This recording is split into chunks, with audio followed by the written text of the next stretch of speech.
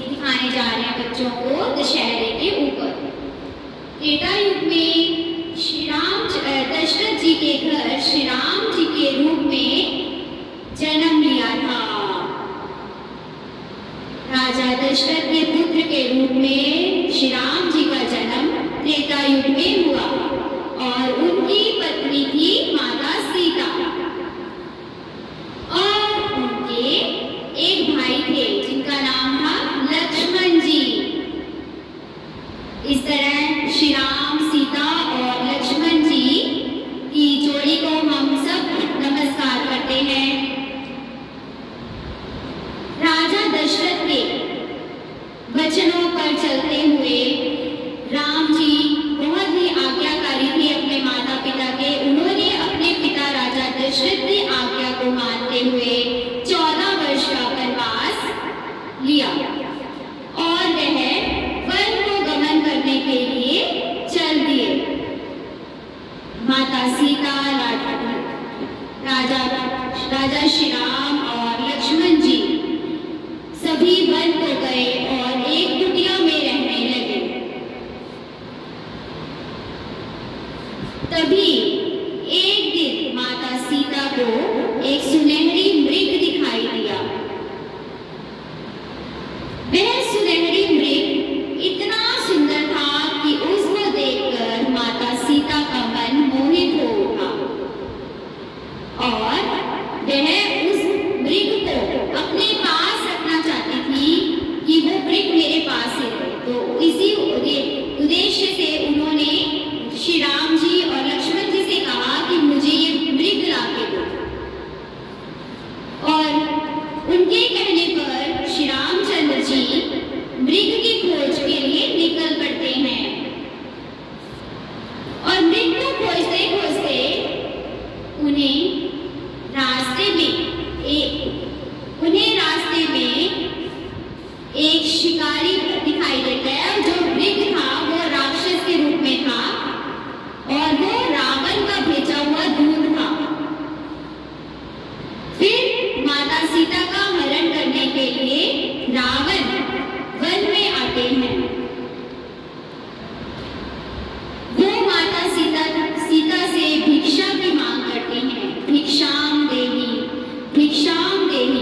साधु के वेश में रावण जब माता सीता से भिक्षा मांगते हैं तो माता सीता लक्ष्मण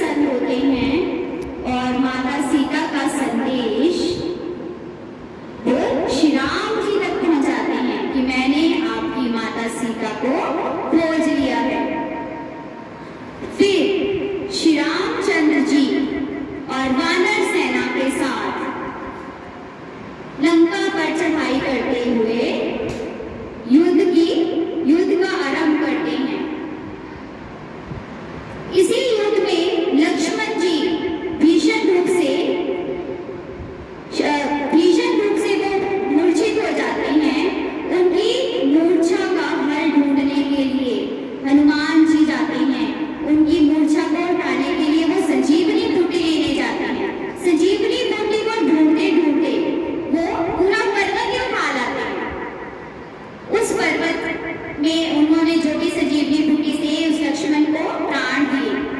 तभी राम और रावण का युद्ध होता है।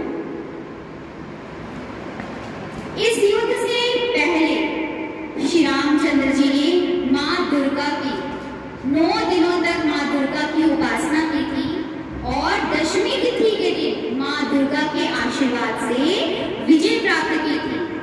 उसी दिन से यह विजयदशमी का पर्व मनाया जाता है। यह